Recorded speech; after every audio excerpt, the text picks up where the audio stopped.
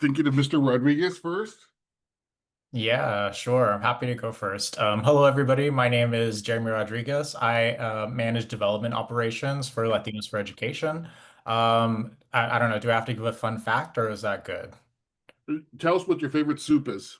My favorite soup is definitely tomato basil paired with a bomb grilled cheese sandwich. Oh, that's not bad. Okay, that's acceptable. You pass. Yay. Who else is first time in your in the class here? We got a few of you. I can jump in. I was not here last time. Hello, everyone. My name is Alfonso. I am the Parks for People program manager at the Trust for Public Land in Seattle, Washington. Um, Wow. yeah, excited to be here, part of the group. And yeah, my favorite soup is probably un caldo de pollo. It's probably not as hot here in Seattle as it is in the rest of the country, but I'm making it today. I got used to my mom making it when it was really hot, and now that's kind of what I crave. So yeah. Good for you, man. Nothing better than cooking. I cook every night myself. Yeah. My favorite soup is albóndigas. My mama's in heaven, but I would pay $1,000 for a bowl of my mom's albóndigas, man. It was like medicinal. My mom was half Sicilian, Mexican, so it was like a kind of weird albóndigas. There are weird things in it, but man, it's like anyway. Anybody else? So good to see you guys here. Hey, Mito, Yeah, hi, I can jump in. please. Hi, everyone. I'm Marissa Manuel Montes. I'm the Director of Development and Engagement for International Institute of Los Angeles, or IILA. And let's see, favorite soup. I'm half white, so this will show it in it, but homemade split pea soup like my mom's with ham from like leftovers from Christmas ham. No shame. That's delicious. My God, everyone loves split pea soup. You Yeah, know, but my long as mother-in-law's albondigas is pretty good. long as it's not bland. As long as it's got enough salt in it. But there you go. Who's next? Oh, okay, International Institute. It's my first nonprofit. I was a little boy in Boyle Heights. One Christmas, my mom didn't have any money, and they were giving away free toys at her nonprofit. Okay, this is how I know these guys. So when I saw them, I called them and I thanked them and invited them to our conference. And at the toy drive in Christmas in 1968, guys, 1968. Little Mando, I got the James Bond briefcase, man, for Christmas. I was stoked. Wish I kept it. It's worth like $400 now. But I don't know. My brother probably sold it or messed it up. But let's go, guys. Who else is next? All right. Nutty. Hey, I'll start. Sorry. I want to make Kelly. sure everyone went. My name's Kelly Calleja. I'm in Paso Robles, California. I work, Paso. yep, I work with Mujeres de Acción, and I'm a big fan of chicken taco soup. Chicken tacos. That's a Paso thing. It's got to be. Yeah. All Yeah. right. Well, cool. Who's next on the hit parade? Anybody else new? I'll jump in, Armando, Russell. I was running a little late. Russell dating with Operation New Hope, and my wife does a couple great soups. Her Bonica soup obviously is good, but I love her chicken enchilada soup. Dude, that's similar. Chicken taco, chicken enchilada. We're in the same range there. Nice to see you, Russ. Anybody else that's new to the class just showed up? We had a whole bunch of late show ups. Okay, last second. All right, you're gonna learn major giving today. Oh, Oh, Diana. I just showed up, but I don't know what the icebreaker was. Sorry. Well, we were just introducing people who hadn't been in the last class. Oh, okay. Okay. Got it. Are you good? Yeah. Okay. Thanks. So this is Armando Zumaya's major giving programs. Okay, so if you went to work at Harvard, they would teach you a 3-year cycle of major giving. This is what's called short cycle major giving. When you tell somebody in the future, oh, I learned short cycle major giving, they'll be like, no, you didn't. Okay, because I'm probably the only lunatic that teaches it. Because I've always been in situations where people are like, okay, we hired you. If you don't raise a major gift in a year, you're fired. I'm like, okay. So I'm like the guy they send in to put out the fire and save everybody. So this is guerrilla, let's go, hurry up fundraising. Okay. That's what this is about. This is not long cycle, university cycle major giving. So let's talk about it here. So I'll give you an example. Many years ago, 15, I worked at the San Francisco Opera. I was head of major giving program. And And this is not a brag story. This is a story that shows you the mechanics of major gifts fundraising. And so we had such a deficit, we were going to close the opera. Okay. We had a $9 million deficit. Can you imagine that? That was crazy, right? And so literally I was brought in again to like save the day. And one thing we didn't do is we didn't research. We didn't use prospect research effectively. We just thought we knew who was rich. So I brought in two bomb prospect researchers to like literally look through our current donors and tell us who could give us a great deal more money. One day, one of my researchers came to me with the former head of major gifts who was still there. And she said to me, Armando, this guy, just put this woman in the annual fund list to get mailings. I think she's an 8-figure prospect.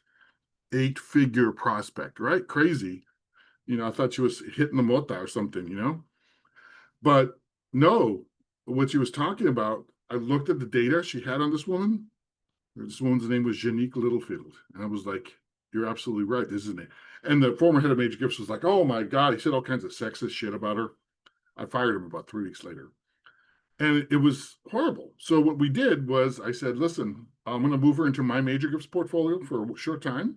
And then we're going to hire somebody. And the researcher said, you need someone who speaks Parisian French. Not French, Parisian French. This woman's a horrendous snob. She used to work for Chanel. So if I were you, I would take her to the costume shop at the opera first. That's accuracy in research. So then what happened was we hired this bunch of people. We interviewed and we met this woman who had gone to school to Sorbonne in France. She was a good major gifts officer. So I hired her, and that's the first person. I said, hey, you go approach Miss Littlefield, invite her to the costume shop. And we stood back and she started a relationship. Bonsoir and speaking French and all those fun stuff. First gift she gave 2 weeks later was $150,000. The next year she gave a gift that was $300,000. And the third year she gave the largest gift to an American opera in history, $35 million. Okay. That same system I developed there, the next year produced a $40 million gift from the Gunn family. So we produced over $110 million in giving in about 3 years. So there is a San Francisco Opera now because we did that work. So this is the power of prospect research, especially for Latinos. Latinos are funky with their money, okay? We keep it close to our familia. A lot of us aren't real braggy about it. We're low key and we're suspicious of advertising our wealth. You'll see some people do that, but I'll guarantee you they don't have a lot. The Latino billionaires I know, you could pass them at the market, step on their foot, and you wouldn't know it, okay? They look just like us. So here's the agenda. We're going to talk about the cycle, readiness of your organization, prospect research, and also initial approaches. So you do have, I'm not sure if Pavel scheduled a cold calling class for this group. I think he did. So you guys will have, Not sure. yeah. You guys will have cold calling. He did, sir. All right, right on. So you'll learn how to get to anybody. All right. This is my training. Of the trainings I do, Anna's going to disagree with me, but I think it's the best training I do. It's just cold calling. All right. So the biggest barrier to major gifts is inside of you. Okay. It's inside of you. Rich people. And there's a whole bunch of bullshit out there. People saying, oh, you can't get money from rich people. They're going to kind of control the gift. They're going to try to manipulate your organization. It's about their ego. That's bullshit. Okay. I've been fundraising for 40 years. I've had about 3 major donors try to call the game and say, oh, I want this gift to go to this and this. That's not your mission. And you know what you say to that? No. Okay.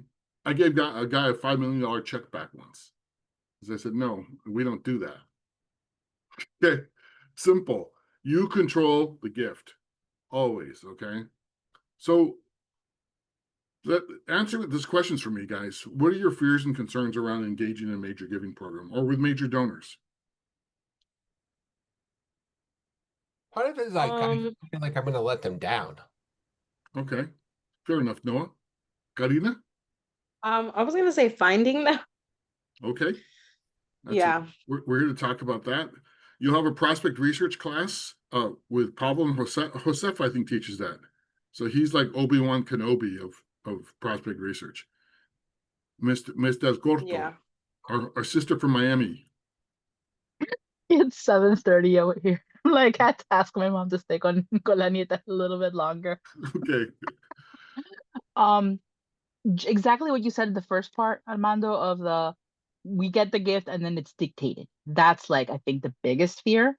Mm. My second fear, the barrier within me, is like, I'm technically not development. Okay. All right. I'm technically the grants person, and I'm like, I'm learning because I've been put in the situation that I need to learn. But now I'm learning is an important part. But as you say, the prospect research part, I think, is going to be huge for me, saying we need, as you said, we need to invest in the big guns in this case to build that out. Okay. One of our best examples from the Institute is how many of you know Monica Vasquez? She was in our first cohort with just like you guys. And she took this class and she came to me afterwards, set up an appointment, and she says, I want to do major gifts. And I'm like, Eli, I'm the database person. I don't go external. So she says, but you told me there's a major cause people feel, and you know the relationships, and you know where the wealth is, you can make a major gift happen. I said, that's right. So she grew up in the Coachella Valley. She works at Eisenhower Health in Palmdale. You guys can talk to her anytime. She's a loyal member of Somos. So what she did was she saw preventable health illnesses as being a big issue for farm workers.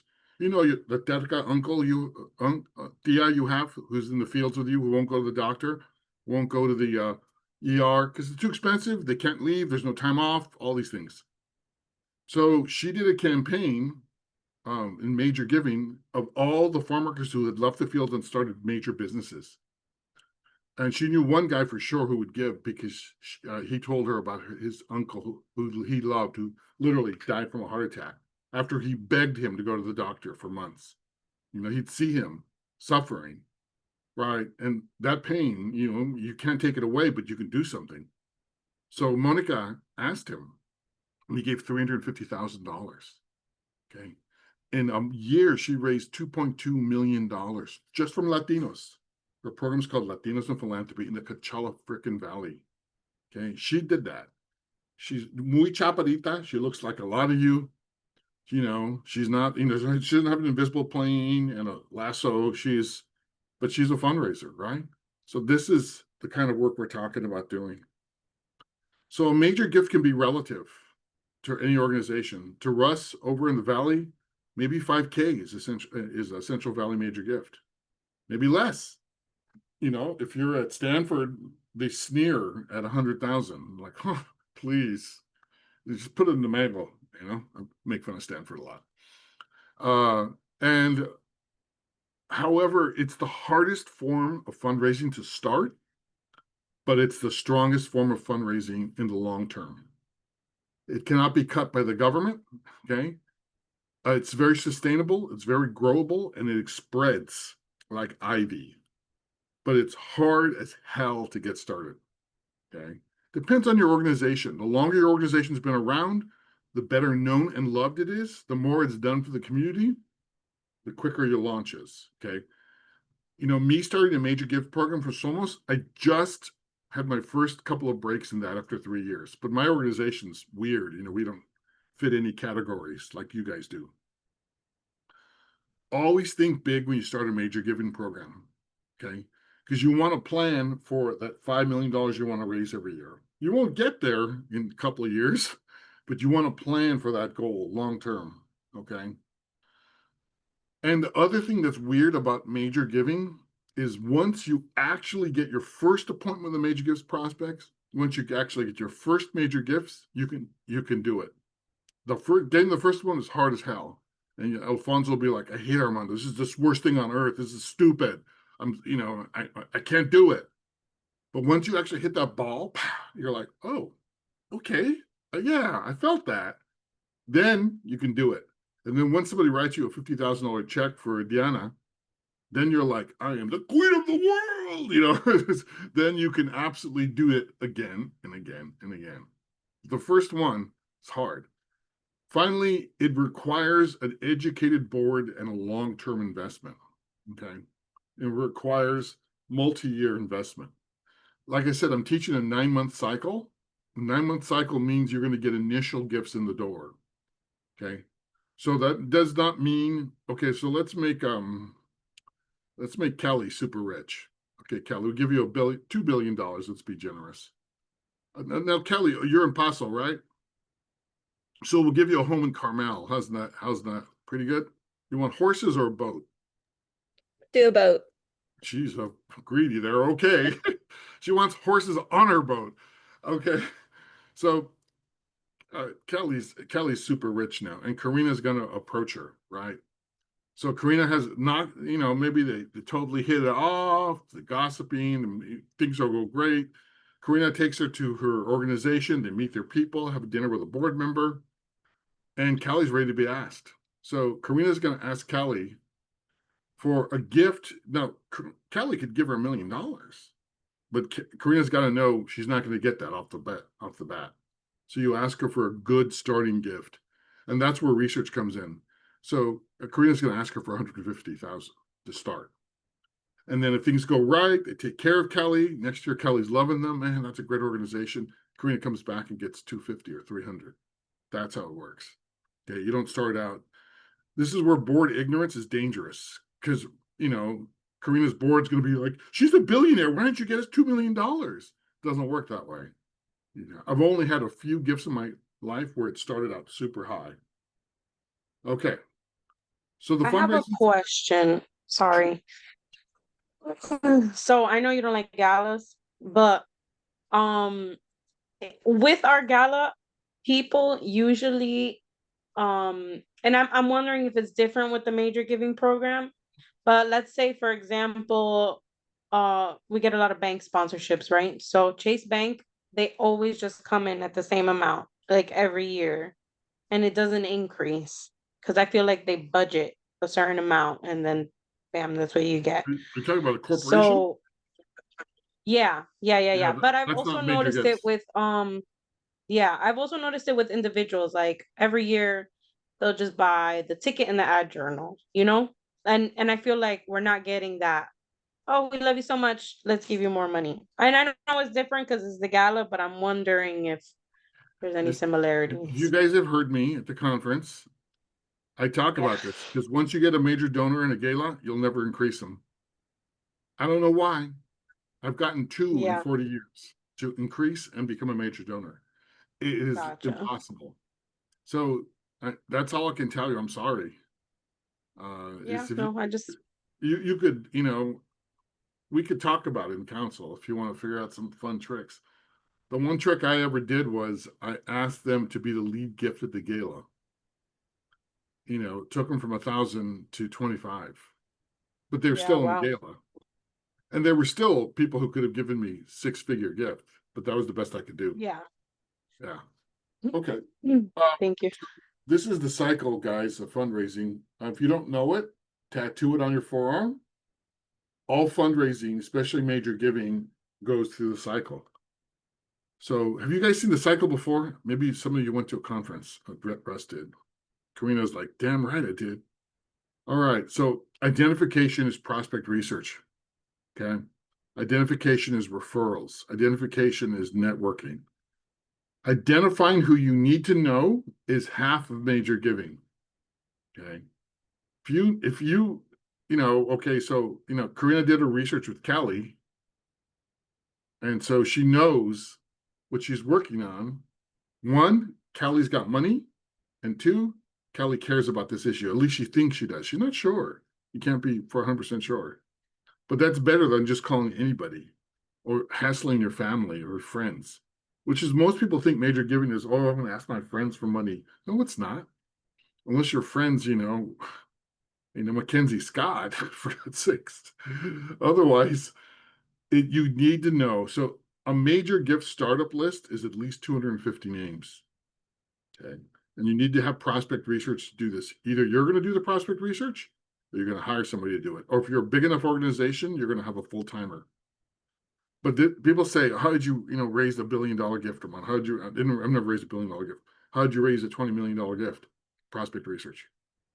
Qualification. Now that's where Karina went to see Callie at her beautiful home in Carmel. She rode on a horse on a boat, and they had a great time. And then at the end, Karina says, "This is what I'm doing.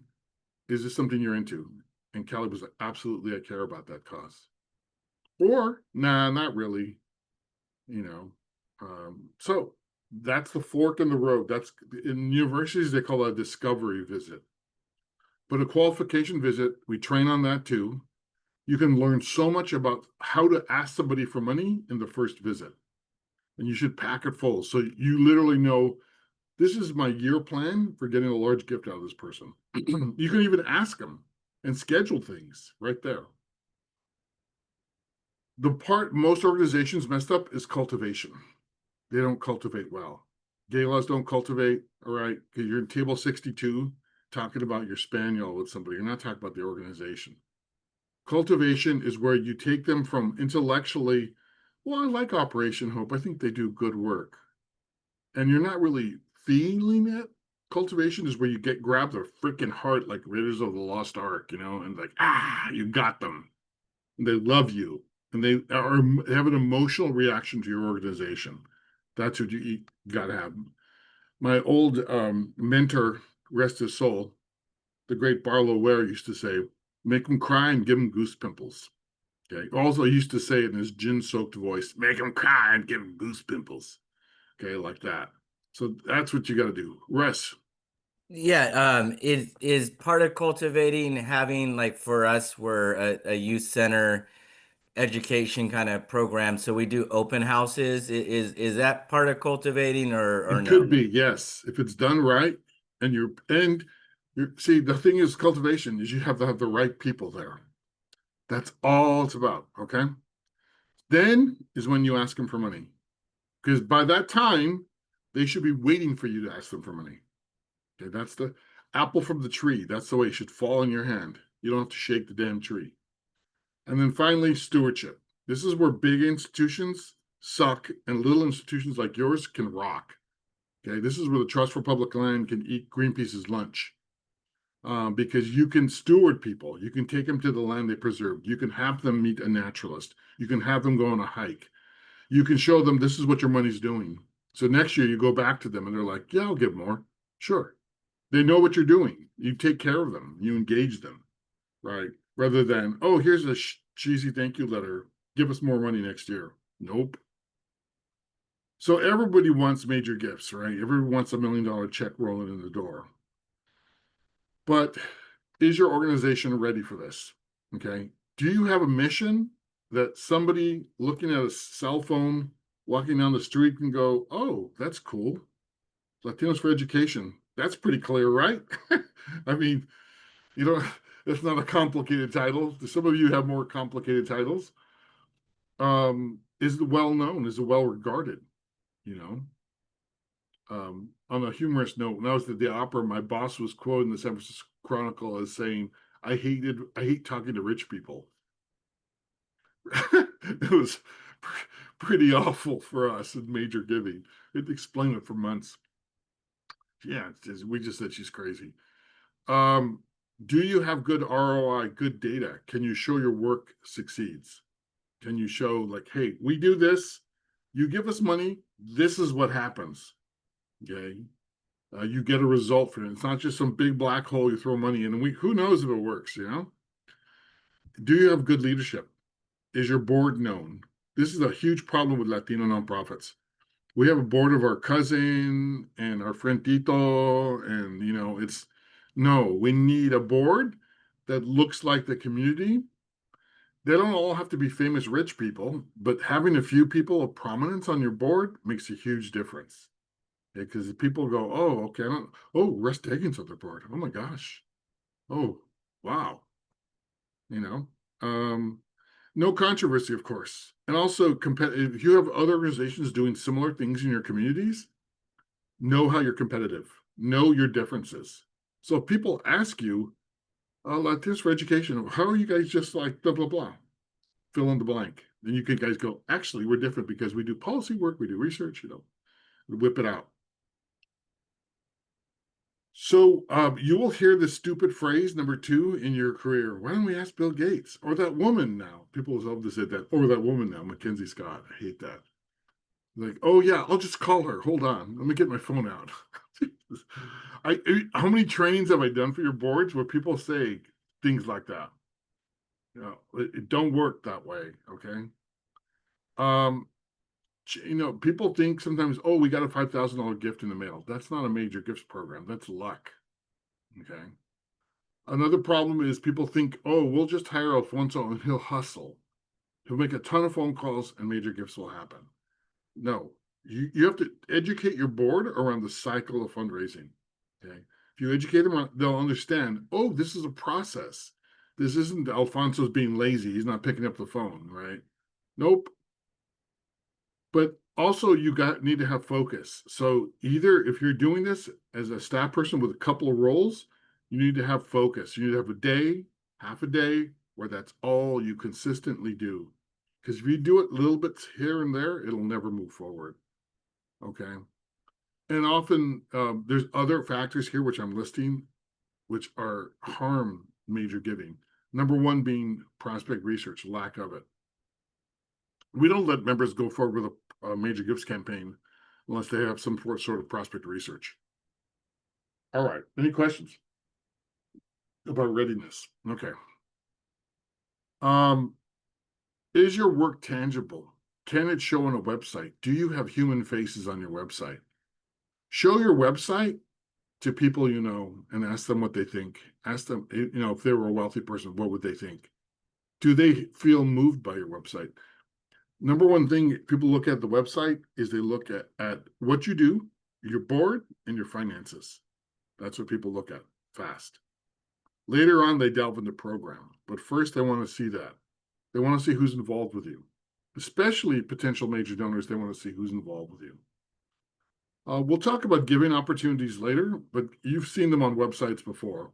It's like, give $5,000 to, help students in Perth Amboy do this, give, $3,900 to help us get new computers. That's giving opportunities. They're very effective. That's probably one of the best ways I made my career start. I'll tell you that story sometime. Okay. So my personal website has a list, but the Somos website has a list too. So it is the essential tool for major giving, right? Absolutely essential tool. The only time it's not really used is when there's like these private schools and everyone's rich who goes there. It's you just sweep your hand in the air and you'll hit a rich person in the face. So that's not our reality. So prospect research is both a profession and a product. Pablo, your guy who runs this program, is a full-time prospect research officer. Okay. And so they have their own association. It's called APRA. Hey, there's some prospect researchers. I used to speak at the conference every year. Now I do other things. But I'm literally, prospect research has made my career. I mean, I wouldn't be where I am without it. Because most institutions, outside of universities, I would say 90% of institutions don't use prospect research. Right. And Latino money especially is private. So you have to find it in different funky ways that you normally wouldn't. Like, how do you find parking lots in Los Angeles? Parking lots is a huge source of Latino wealth. The entertainment industry, music in Los Angeles, New York, is huge. Miami, very, very wealthy young Latinos making $1 million a year and working for record companies. How do you find those people in their community, for example? And it varies. In Fresno, it's going to be different. There'll be auto dealerships where there'll be some Latino wealth and landscaping businesses. So this is where prospect research is essential. So to hire prospect researchers, there's a whole bunch of ways to do it. Because Somos is such a weird animal in fundraising, I've had to do my own prospect research by and large. Pavel's helped, and we've had a few contractors. but I've had to figure it out myself. You can do it. It's very time consuming. Okay. It's like the endless bowl of grape nuts. It never stops. It's huge and you never finish it. And it's fun sometimes. So you get a little addicted and that's all you do all day, right? So you can also train one of your staff, train one of your board, and try to get them involved with that. Okay, so that's one way you can do it. You can hire a freelancer. Yes, Russ. I'm sorry to jump. I'm on that hire freelance that monthly one. Do you guys have a list, Armando? Yeah, there's a list on the website. Oops, hold on here. There's a list on the website. We have two authorized researchers who are our compañeros, Carolyn Vasquez in New York, and Pavel Rutherford here in the Bay Area. But we have a list of other freelancers throughout the country. Okay. You can also, so you hire a freelancer. I have a question, Armando. Sure, So Tanya. there's like I see a big difference between a full-time staffer and training an existing staffer. So like, you know, hire a full-time staffer, like this is like 45 to 75 a year, and then it says one time 3,000. What would like your recommendation will be like, you know, as an organization that is like, we really don't have like a lot of budget, but you're saying this is really important, you should invest on it. But if you are telling me these are the options, I would choose train an existing staffer. What Okay. can a full-timer staffer or like a freelancer could give? You know, I don't know, like what are the, and then when I see a freelancer and existing staffer, I see like both at the same rate. But there's like, you know, there's good things by having a staff being trained on this, but I don't know what the freelancer can give me. So if you have more than 3 fundraising staff going out the doors, talking to people, even foundations people, you need a full-time prospect researcher. Okay. You need a staff person on staff. That's my personal opinion. A freelancer, okay, so, but there's a difference between a full-time staff person and a freelancer. A full-time staff person gets to know the intricacies and nuances of looking for your funders and your donors. I'll give you an example of that. When I worked at Playworks, we put coaches on playgrounds in elementary schools. So we were thinking education donors. And then we got data that showed our program stopped bullying on elementary schools because kids were too busy playing. So then my researcher, who had been there a year, she says, who cares about bullying? I know who cares about bullying at that young age, gay people. And I was like, oh, interesting. So she got me a few prospects, and I went to see some very wealthy gay folks in New York. And I said, we have a program that stops bullying on elementary schools. I got 3 gifts, 3 meetings, because they were like, yeah, I remember that. I remember being the weird girl on elementary school campus. You can stop that for other little girls, I'm behind you. So that's an example of a prospect researcher being there a while, getting to see the little things. Freelancers aren't the same. They'll give you a one-off product and you can work with it. And that's great. But full-timer is better. If you can do it, if you can swing it. Jonathan. Hey, Armando. I wanted to ask you, when you're hiring a full-time staffer and you're looking for qualifications of that candidate, what are the specific things that you would look for to identify, you know, effective, like past gifts, et cetera, et cetera? You're talking about a staffer or prospect researcher? No, for a staffer. Well, I mean, it depends on your institution. We can go into that more. I'm happy to help you, Jonathan. I love the UFW. I've been a member since I was 10. I was a donor when I was 10. I don't think I'm a donor now. But yeah, I look for somebody who has tenacity. I look for somebody who has innovative cultivation. I look for somebody who has brought in gifts relevant to where they're at. Because sometimes you'll work for organizations where there's not a lot of opportunity. There's a whole bunch of other factors. I look for somebody who knows how to, who, when I say how you use prospect research, they don't say, huh? They're like, oh yeah, here's how I've used it. Okay.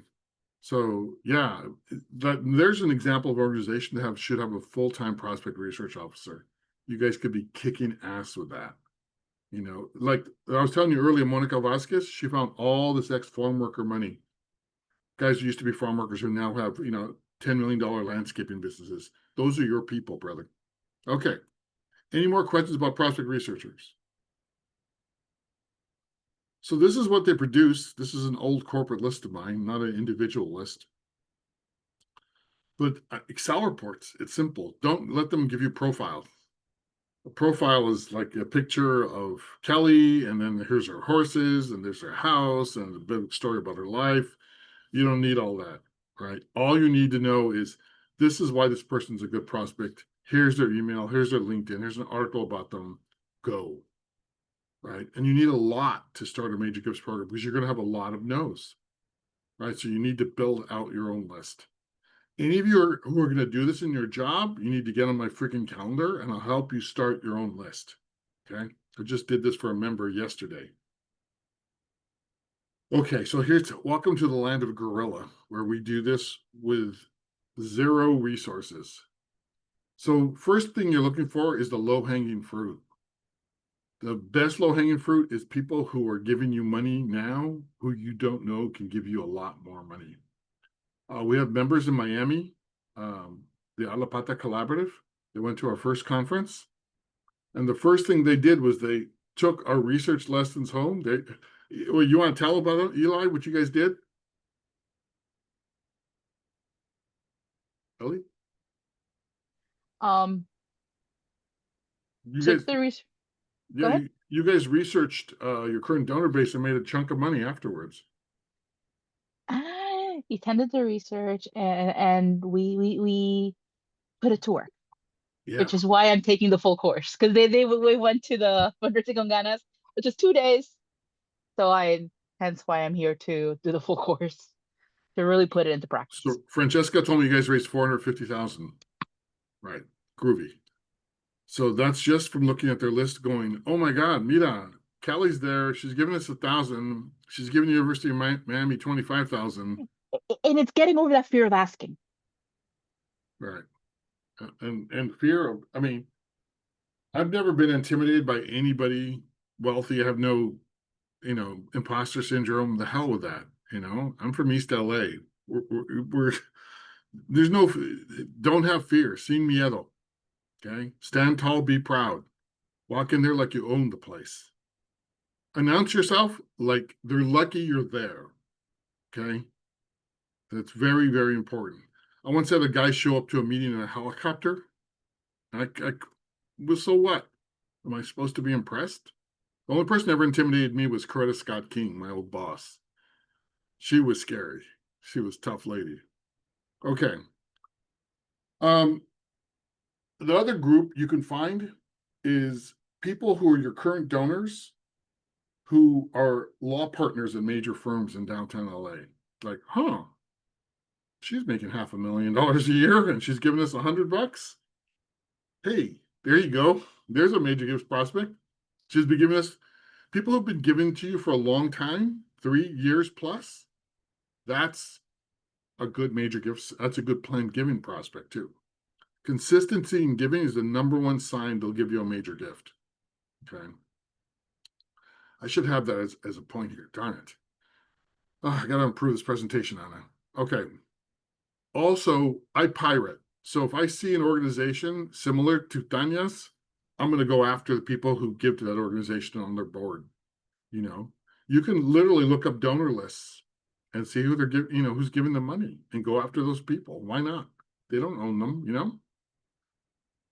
So you can save tons and tons of money doing this. And you can do your own research. I do a ton of prospect research on LinkedIn. You find so much information. I can make a prospect list for Jeremy in about half an hour. So I'll go on LinkedIn and I'll search under top law partners at major firms in Los Angeles who have a degree in education from a university. Because what that is a frustrated educator who had to go into law to pay the bills. And they probably hate their job and wish they were teaching, right? So, for example, I helped a theater company in the South Bay in Silicon Valley make a huge major gifts list by just looking for frustrated theater majors who are now coders for Apple, making, you know, $500,000 a year, but they wanted to be on stage, but they couldn't. Give to a theater company? Holy hell yeah, I'll do that. For example, that's just a few examples. There's so many ways you can do that. I built a yoga school in San Francisco by literally going to LinkedIn, typing in the word yoga, clicking people, clicking San Francisco, and then looking up under titles, vice presidents, chairmans, president, CEO, and compiling people who had yoga on their profile and were also presidents of companies. Simple. Okay, so there's lots of ways to use LinkedIn to do guerrilla research. I think I even have a recording on this. Anna, if you could put it in the thing, that would be groovy. She's like, oh my God, I'm not going to find that one. Just look under gorilla. Okay, so how do I know who knows them? Intros, how are you going to get to see them? That is a crucial issue. So when Jonathan produces a UFW major gifts list, the first thing he's got to do is clean it up. So you don't, all the comments and contact information are removed. It's just clean list. It's just names and then towns and states. That's all. Maybe business. Because you don't want to give that list to a board member. So maybe you've got a cheesy board member, Jonathan, right? And you say, hey, do you know anybody on this list? They're going to be like, oh, email it to me.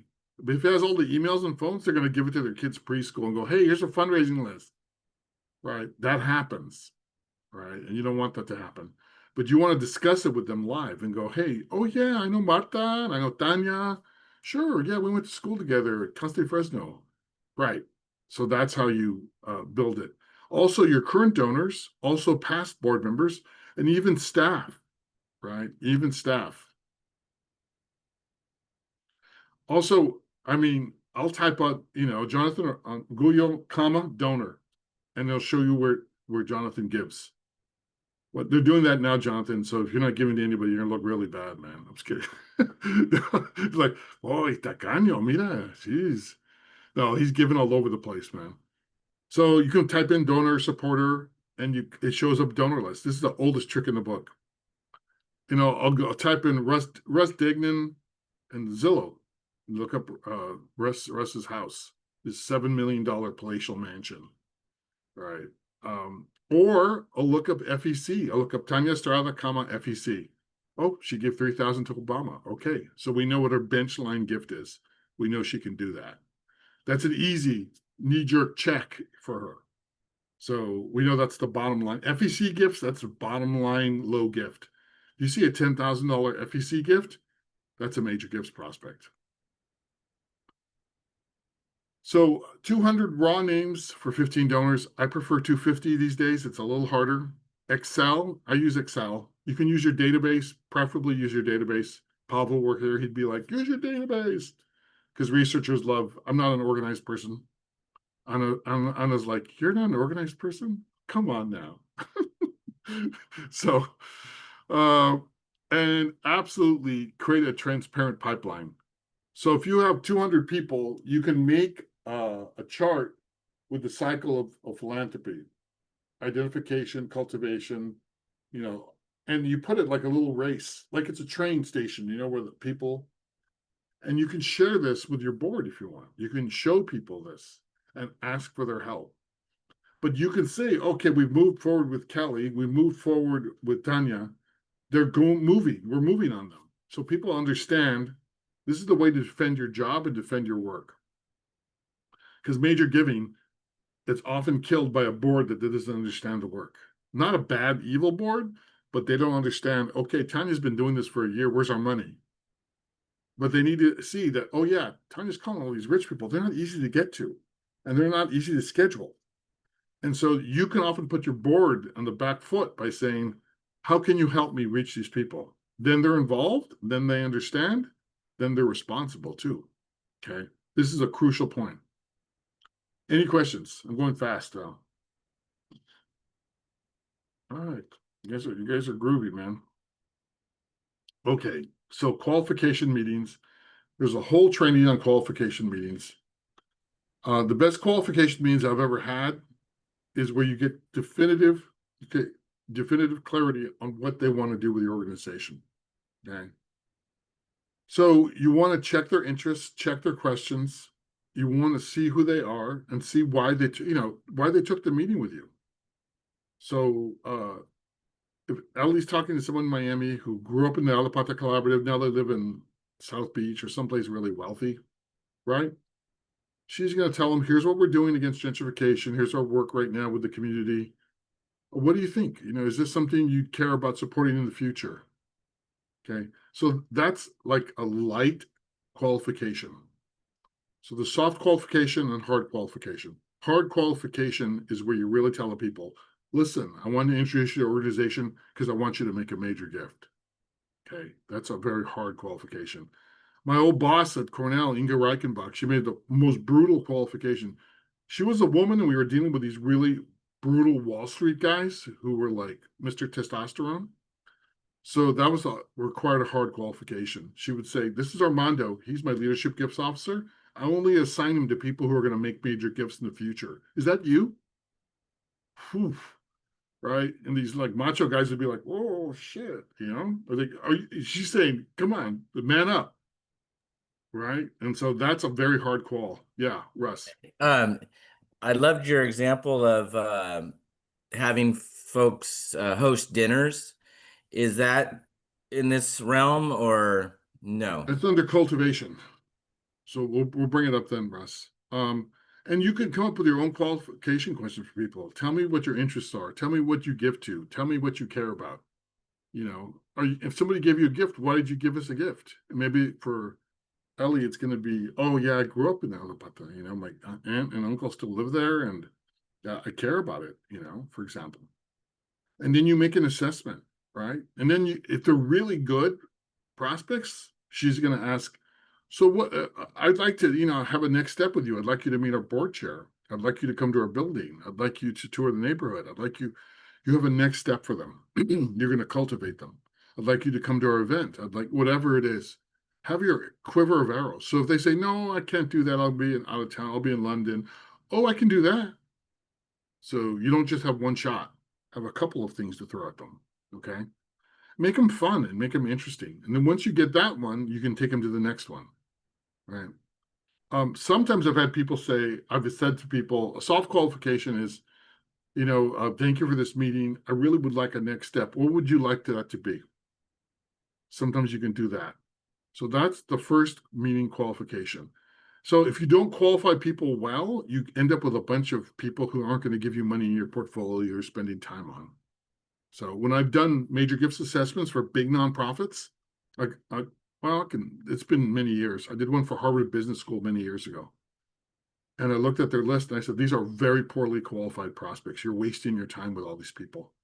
Half of them don't care about the institution. Half of them can't give. And you're spending thousands of dollars to bring them to Cambridge and Boston for what? Right? And they were like, oh, we don't qualify well. It's like, I can see it. Right? So you want to qualify well so that you spend your time and their time really well. All right. So cultivation, we have a whole class on cultivation, guys. And there's ways you can qualify people through cultivation.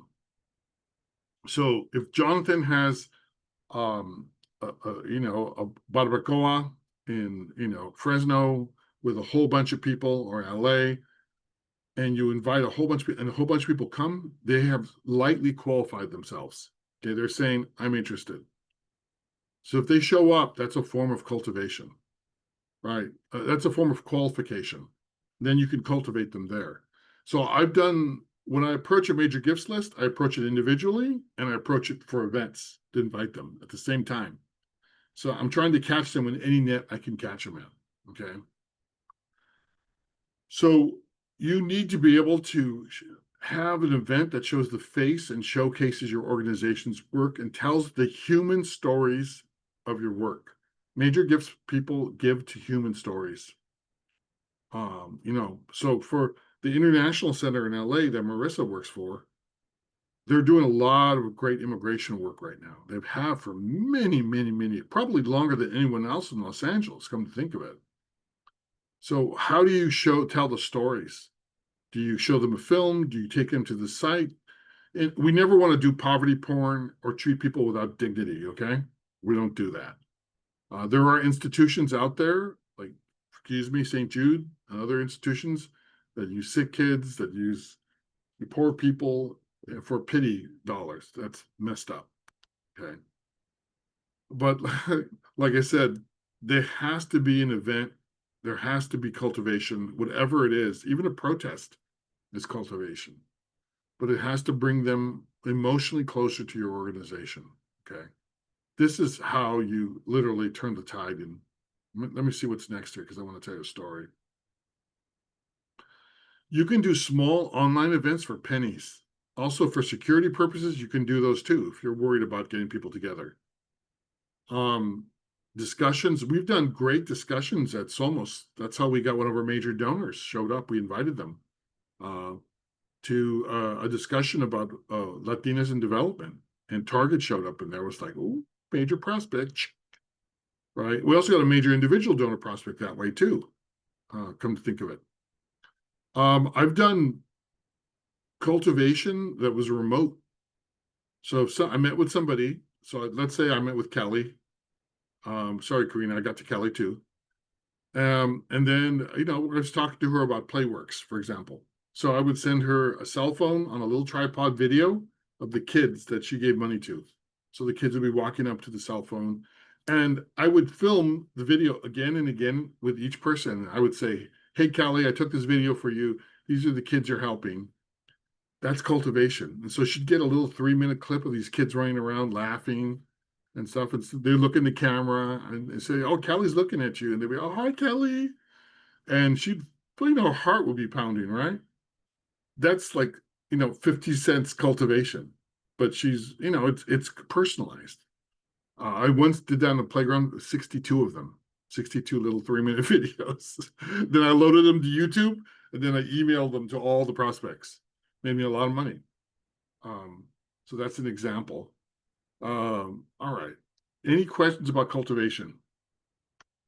There's many types of cultivation, but being innovative is super essential these days.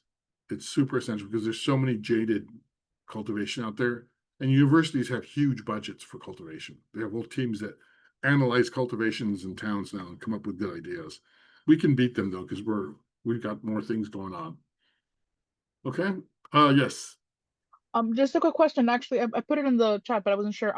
The last bullet in the previous slide was covered by the captioning, so I didn't know what it was. I don't know how to do that. All right, let's be quiet.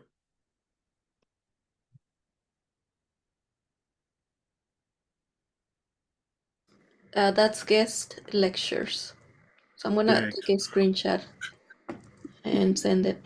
Didn't work to be quiet. Oh, yeah. Okay.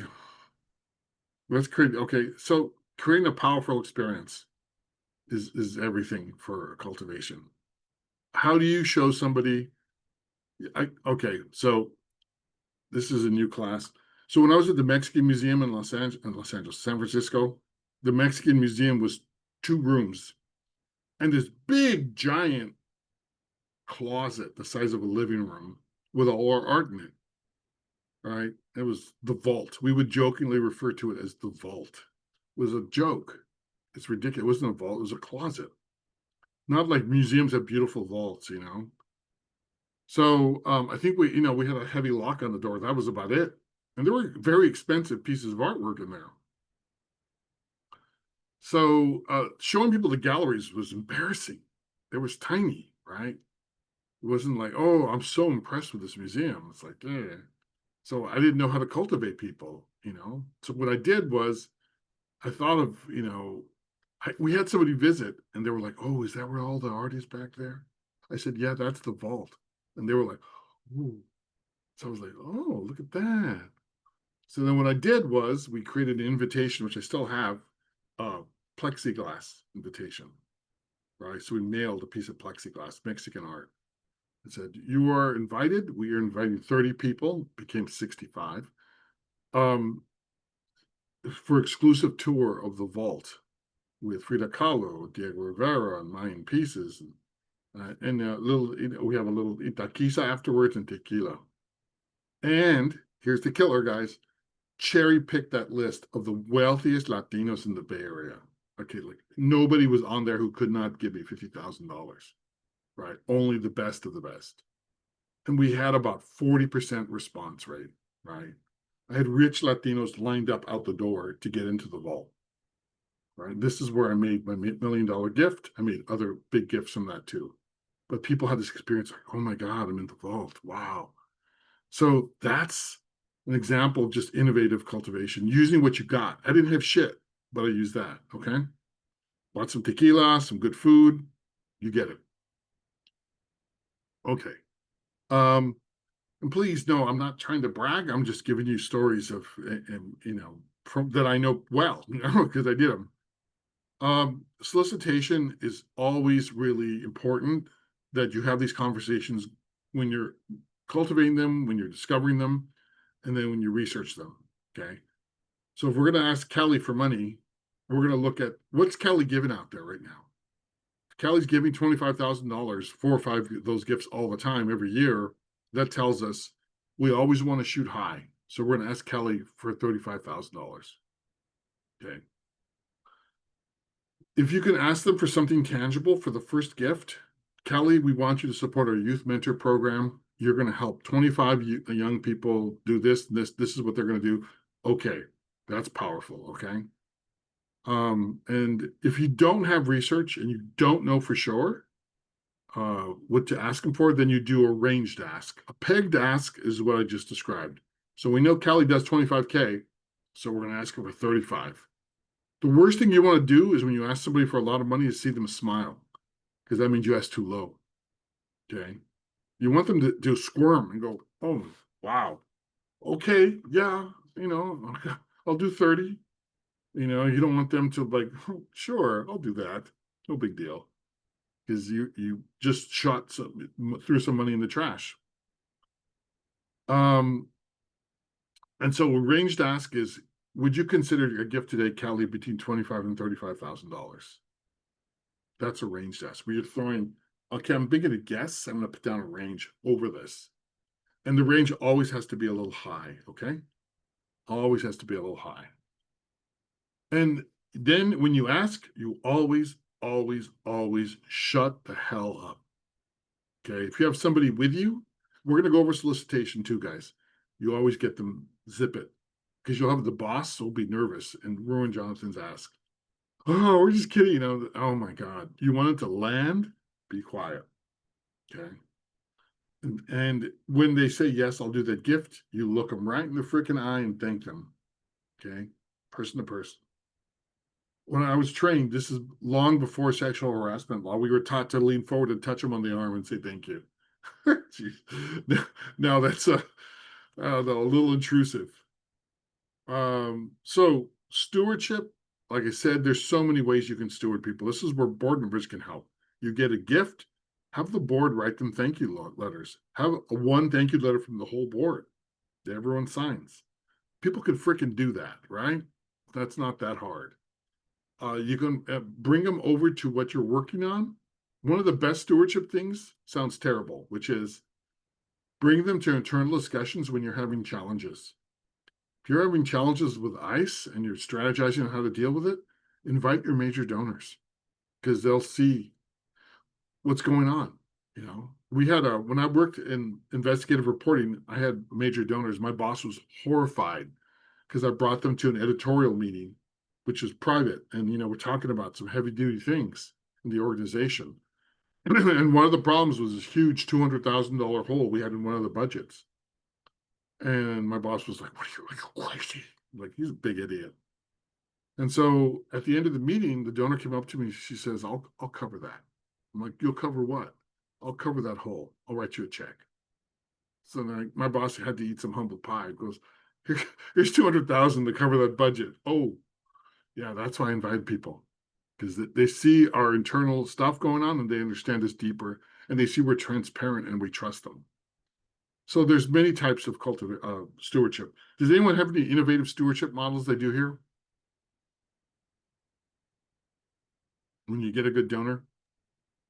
Well, we don't have major donors just yet, but we recently got a grant from Ocean First Bank, and they're a lot like we're using that money to do a Jeffersonian dinner. Oh, interesting. Yes. So we're trying to figure out the topics and who we're inviting. We haven't gotten there yet, but we just got the grant like maybe a month or two ago. But the Jeffersonian dinner is basically you have to like select 1 to 2 topics, and like that can be the only discussion during the dinner. Right. Yeah, so it's very interesting, but we're trying to figure out how to do it. So if you have Yeah. anyone you want to send our way on the East Coast, please let me know. Is that Karina? Yes. Okay. Uh, any ideas for cultivation? You guys are any new things you're doing that are really cool you want to share with the crowd?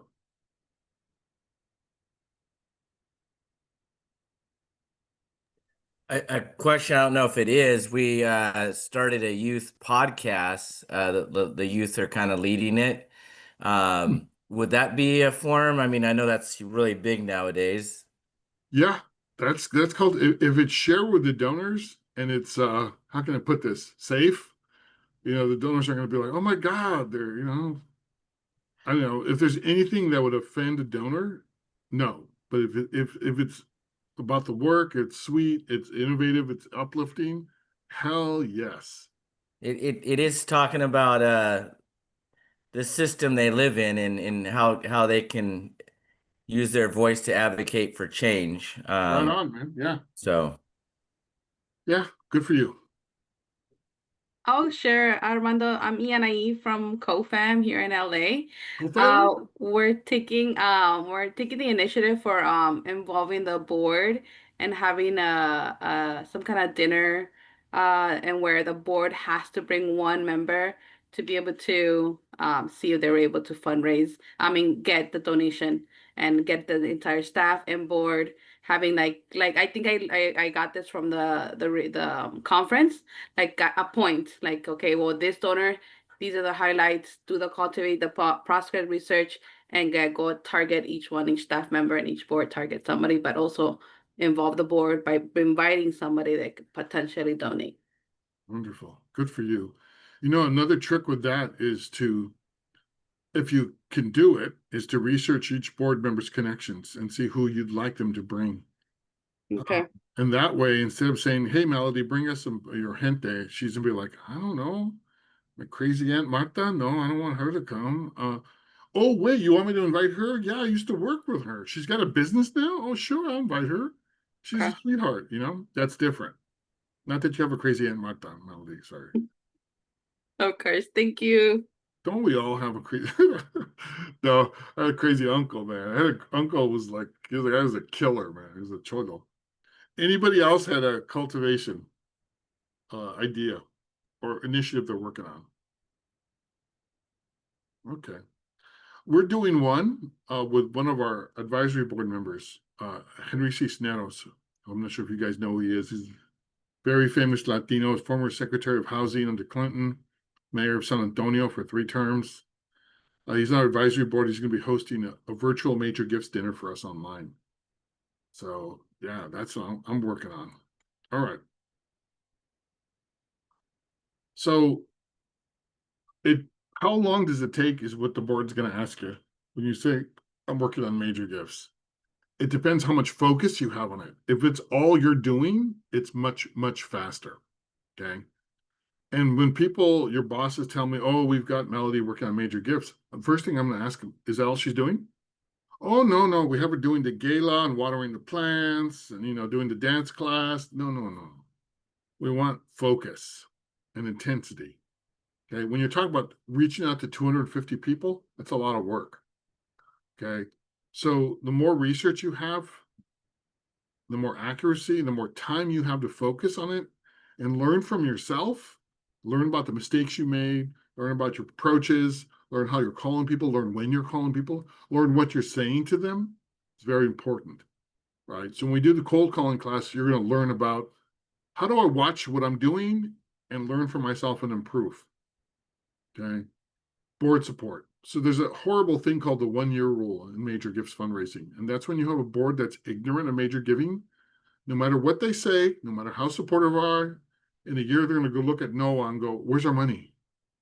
Where's our millions? Right. And Noah can say, he can say one of two things. He can say, well, I've tried to explain to you guys. Or he can say, here's the chart I showed you of all the prospects I'm working on, and I asked for your help.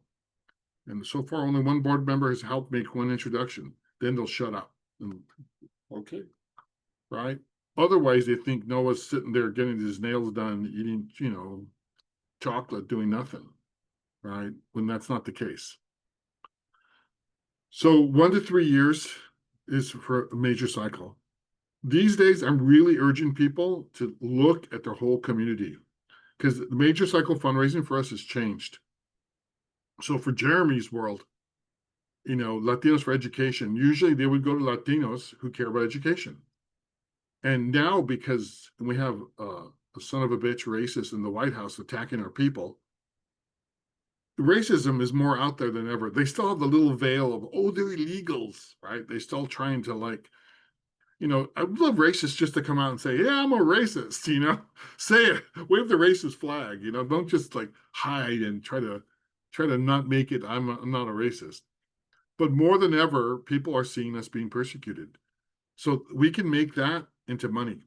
We can make that into power for our organizations and our communities.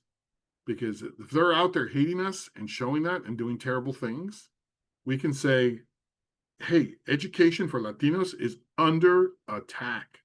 Programs, the Department of Education are under attack. This is the time to give. So all of our allies, progressives of all colors, we should be approaching them aggressively. Not saying, some of our organizations are saying, oh, we don't want to use the word Latino anymore. Your identity is not optional, okay? It's not optional, right? This is not something Mito can suddenly become John Smith, right? No, he's Mito, right? Plus his grandpa would come from heaven and slap him in the back of the head, right? So that ain't gonna happen. So we gotta barrel down on it and use that to raise more money. I mean, it's out there. Let's use it. So that's my little lecture on major gifts for today. Let me make sure. Here's some resources. You guys are members, all members. You get inside philanthropy from us. That is not as good source on major giving as other, it's more foundations. There are some major gifts prospects in there. Rocket Reach, I use that every darn day. Okay, that's how, I'll look up Noah's email very easily and a cell phone like that. And our own prospect researcher list. And you can understand prospect research more by looking at the EBRA website. It is a lot of gobbledygook, and Pablo will be here, be rolling his eyes like, oh yeah, whatever, man. It's technical shit, right? But you'll get a sense that this is a huge thing. People say, how do universities raise so much money? Oh, it's because they have alumni. No, it's not. It's because they have prospect research. That's how. I'll guarantee you that. And as you guys know, we have all of our other resources to you. So if you rather work with a mujer on major gifts, we have some of the baddest Latinas in major giving on our board. Okay, you can work with any of them and get counsel. Also, our other La Vanguardia grads, if you want to talk to Monica, who raising millions, you can talk to her. So we help each other. We want to lift you guys up. You're not alone in this work. And, I'm not bullshitting you. It is hard work. But for your organizations, once you start a major giving program, it's a new game, right? We have organizations now that have strong major gifts programs that if they're going to take federal cuts, they'll be like, Chile, we don't care. We have a major gifts program. Our gente support us. Go suck a lemon butt, man. And for your career, if you're a career fundraiser like this crazy old man, major giving, if you can do major gifts or not, huge pay difference for your long term, okay? Mid 6 figures is what gets you major giving. If you have major giving, you're in the major leagues, always, okay? All right, questions, folks. Sorry, Melly, I borrowed this picture of you here. She's like, oh, yeah, I got to trademark that. Yeah. Actually, it looks a little more like Anna, doesn't it? I think. I love that one, man. Questions about major gifts, guys? This is your time for that funky question that's really long. You're embarrassed to ask. I haven't even looked at the chat. It's hard to look at the chat and talk to you guys. Okay. I do have one question. Shoot. Is it ever because of like the landscape around our local organization, is it ever appropriate to some extent educate prospects on almost like the culture of giving, like why it is important to build a philanthropic foundation for yourself? Good question, Lily. Good question. Abso-freaking-lutely. I tell the story to a lot of people who don't understand how philanthropy treats Latinos, because there was a Pew charitable study about 14 years ago that interviewed 100 wealthy Latinos and asked them, why don't you give? And people they weren't asked. So the fellow I got the $1 million gift from, he went to Stanford, right? And Stanford sends him a mailing every year, right? I did my research and I saw he gave $450 million. He's sold his company back to Google for $456 million, right? So when I sat down with him, I said, this is what we're doing. And he said to me, so this is like philanthropy. I'm like, yeah, it's giving. Oh, okay. I'm like, so you haven't been asked by university? No, they sent me like a mailing. And I'm in my back of my head, I'm like, pendejos, you know? And he never, I mean, this guy's extremely successful guy. No one had ever asked him for a lot of money before. No one had ever talked to him about philanthropy. So I had to explain to him, this is how it works. Do this. Do I get taxes? Yeah, you get this and that. And can I name, if I name something, who do I name it for? Well, that's up to you. And so, yeah. And I've had that experience again and again and again with intelligent, successful people, even, non-Latinos, African-American people too. I've solicited them, especially if they're in isolated places where they're not used to being asked or engaged. I've had to say, hey, listen, man, this is how it works. So yeah, good question, Lily. Armando, can you repeat the name of the report? Oh God, Because I'm interested in reading that. it was I mean, done. it may be old, but still.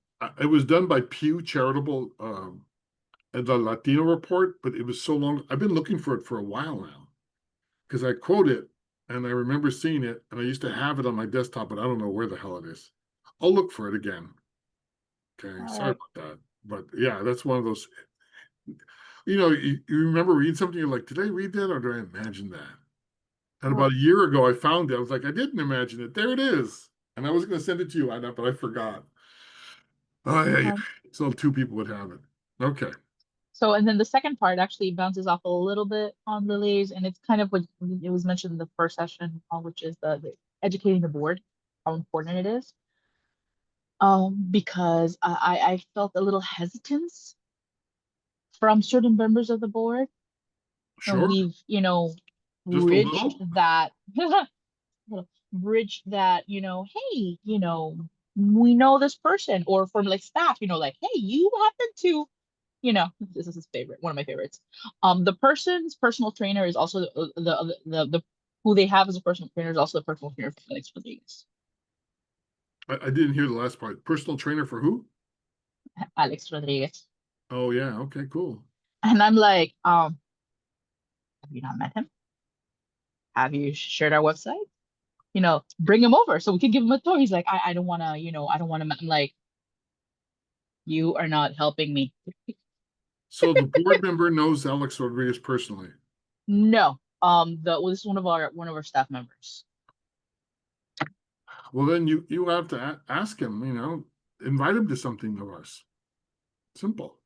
So, this is a qualification ask. You just say, Alex, I work for this organization, La Pata Collaborative in Miami. This is what they do.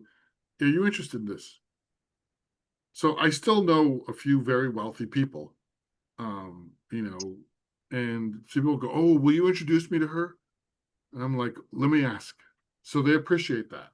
So I'll say, Mr. Rockefeller, Mr. Resnick, will you talk to La Pata Collaborative? Are you interested in this? Actually, I just did this from Mito the other day. I asked a prominent person, will you talk to this person? They come with my recommendation. So don't embarrass me if I do it for you, okay? So yeah, so that's what I would do with that person. Yeah, I know you guys and the baseball ideas you guys have. That's innovative cultivation Francesca's coming up with. So Yeah. because the Dominican background, the whole thing around baseball, they're doing a Hall of Fame and a game. Very smart cultivation. Karina. Yeah, I just wanted to know if you can kind of give a clear definition between cultivation and stewardship because they seem really similar to me. So I'm trying to figure out Sure. like, yeah, There is overlap. Cultivation is yeah, before they ask, before you've okay, asked them for money. Stewardship is you can invite a person who's given you money to a cultivation event, especially if they're happy with what you've done. And the best thing you want is your homegirl, Kelly, sitting down next to your new wealthy prospect, Melody, going, yeah, I made a gift here. Boy, they really treat you well. I'm really engaged. Oh yeah. You cannot pay for that. That's wonderful. Right. However, you don't want Kelly there saying, oh yeah, Karina got money for me. She never called me back again. Like, and that could happen. Depends how you're treating these. yeah, But yeah, no, I invite current donors to cultivation events, especially if there's something fun and innovative. But sometimes you can do cultivation just with a letter, the cultivation stewardship, just with a letter. You can just say, hey, I yeah, want you to know. And when I get a gift from somebody, so Kelly gives me the money, I'm going to say, hey, Kelly, here's how would you like to be stewarded? Do you want to meet with us? Do you want a tour? Do you want letters? Do you want emails? Do you want us to leave you the hell alone? Um, don't try to push the last one because you don't really want them to be left the hell alone. yeah. I mentioned it like real quietly. Mention the hell alone like that cover. So Got it. Okay, that makes more sense because I'm like they sound similar, but okay, thank you. all right. Más preguntas. Good questions, guys. I'm impressed. Man, I want to see UFW with a major gift program, man. That'd make I would die a happy man to see you guys with like a bomb ass major gifts program. See, there's major gifts individuals and there's a major gift system. Major gift system is when you have the research continual, staff working on it all full time, and it becomes a machine and it produces major gifts. That's what you want as a system, major gift system. And that means literally a couple, 3 or 4 years from now, you can project, yeah, we'll raise $2 million in major gifts. We raised $1.8 million last year. So this is our projection. That's what you want to do is be in that position. It's a beautiful position. Also, to major givers, when your organization is being attacked or persecuted, generally they'll give you more money. Okay. During COVID, organizations that had transactional fundraising suffered terribly. Organizations that had individual major giving made more money. Okay, so that's the difference. All right. More thoughts. Hey Armando, I think you have a recording for the art of qualification, but I couldn't find it. Maybe we schedule a session in August for that. Would that work? Sure. The schedule session. Let's have Pablito if he wants to do that. Or Or it we could be for all the members did too. you share with him the guerrilla prospecting? Yes, I shared guerrilla prospecting and identification. Yes. Yeah, so that one you see me doing sneaky tricks there, guys, on LinkedIn and things like that. Now remember, we're going to close out now, but remember, you're all members, and if you need counsel on any of this, you just come to me, okay? On my email signature, there's calendar links there. Just get on there and schedule on a time. Right? Simple pimple. Right? This is my full-time job is to help you guys raise money. Okay. All right. So glad you're here, guys. You made my day. It's good to see you all here, and we'll see you for the next class. I don't know what the next class is, but is it Yuri coming up? Anna, do you know what's the next? You guys know what the next class is? Stewardship.